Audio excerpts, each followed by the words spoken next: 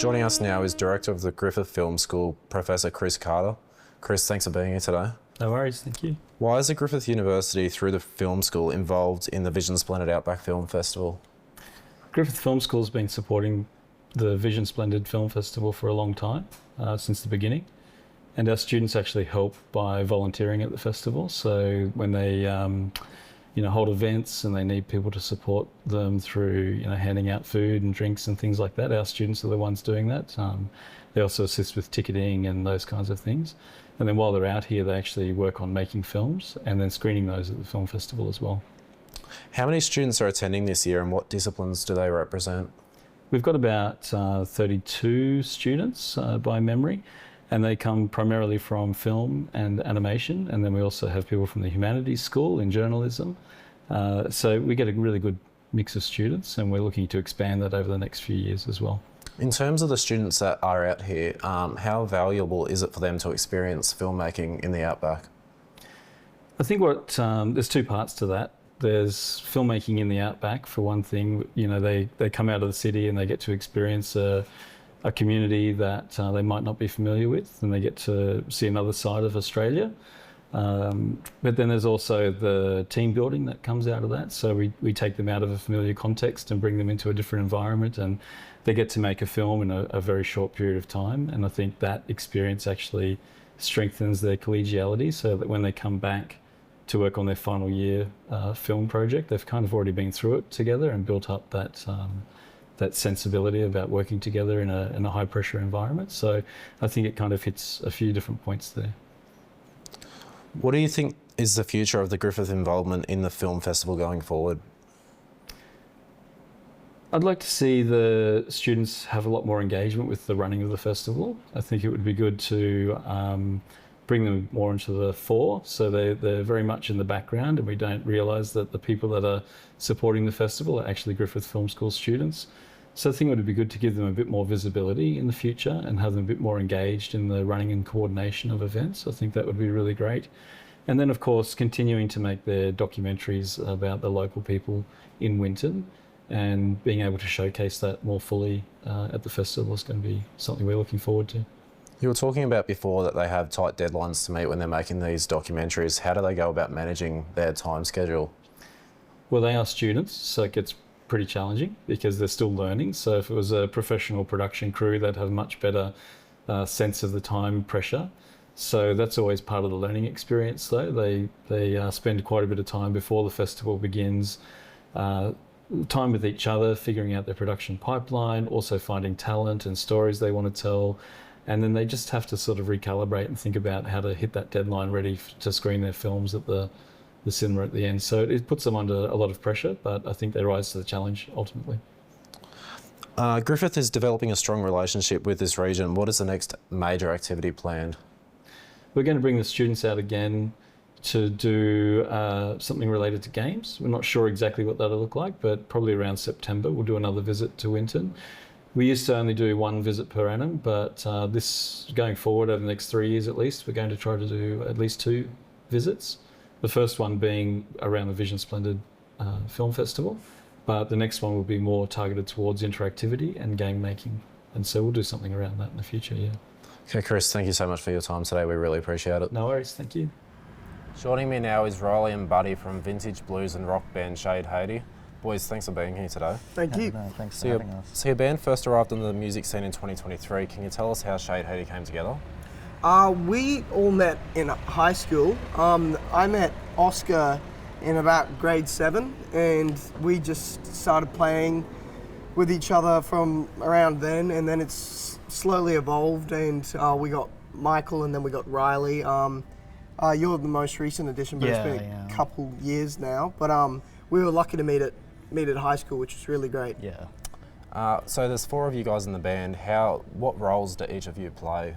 I do guitar. I also do some harmonica, and I sing. And yeah, I'm drums, and Oscar and Michael are guitar and bass. Yeah.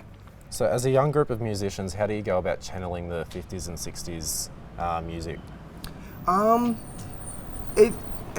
We just love that kind of music. I've been raised on it, and I just love that kind of music. So the trick probably more is kind of appealing to a crowd our age. A lot of our audience is part of the older demographic, but yeah, we just love that style of music. So you are known for using live sound effects during your performances, which include instruments and other gear alongside the films. Can you tell us how that works? Do you mean in terms of Like the editing? Yeah. the editing? Yeah. So we kind of for Love Serenade specifically, we kind of the process kind of starts off with just we play alongside the film, and we'll find big chunks of spots where there could be potentially some good music, and then we kind of, once we lay them down, we kind of go through the movie, adding more thematic bits, small bits that kind of like slapstick stuff, or something like last night we did some kind of more horror kind of stuff. Yeah. But yeah, it kind of starts from doing big chunkier bits, and then kind of we start doing a lot more of the sound effects kind of stuff live. So you played alongside Love Serenade last night at the Royal Open Air Theatre behind us. What was that experience like? That was really great. Yeah, we felt it went pretty smooth. Yeah. We were quite nervous, and it went as good as we thought it could go. And the crowd really liked it. We were interested to see, because it's an unusual film. We were interested to see what they thought of it, and they seemed to like it.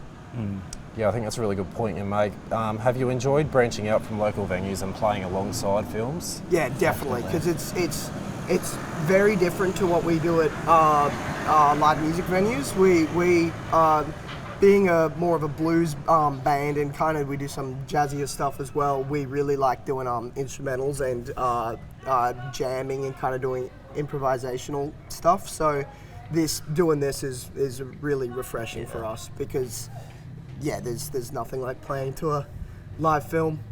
Does the music you play change depending whether you're playing in a local venue or alongside a film? Definitely. Yeah.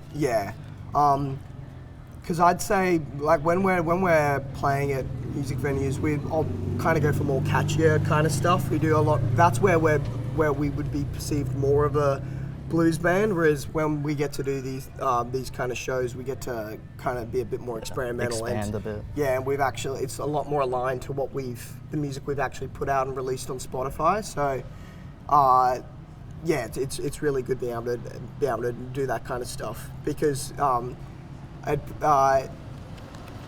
where live music venues, we kind of keep the experimental, like especially come the horror kind of stuff at a minimum. It's a bit we hard kind of to get to go crazy when playing the films like Love Serenade. Well, thanks for joining us today, boys. We really appreciate it. Thank you. Oh, thank you. Cheers. Well, next up on the entertainment program, our crew were there to catch Shannon McGurgan lighting up Winston's Tattersalls Hotel. Take a look. Singing with the bird across the waters, across the land. I've seen every white cruising down the way. Their beauty and their style went kind of smooth there for a while. Takes me to their steady neighbors every single time.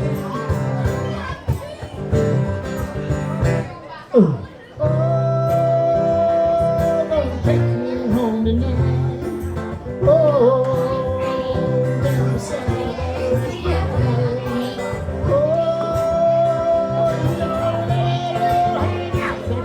goes with the right world around.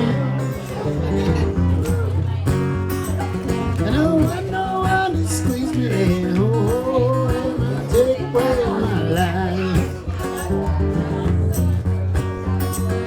Just want someone to hold me, oh yeah, rock me through the night. Water in the sky, I'll turn my back around. Well, that train keeps a rolling down to San Antonio. When I was just a baby, my mother told me, son, always be a good boy, and she never play with, always happening. But I shot a man in Winton. just to watch him now. And I hear that lonesome whistle, I hang my head and cry. Well, that's all for today. Make sure to tune in every night from 9:30 p.m. on CTV Plus as we take you behind the scenes of the Vision Splendid Outback Film Festival and showcase you the heart and soul of Winton. Good night for now.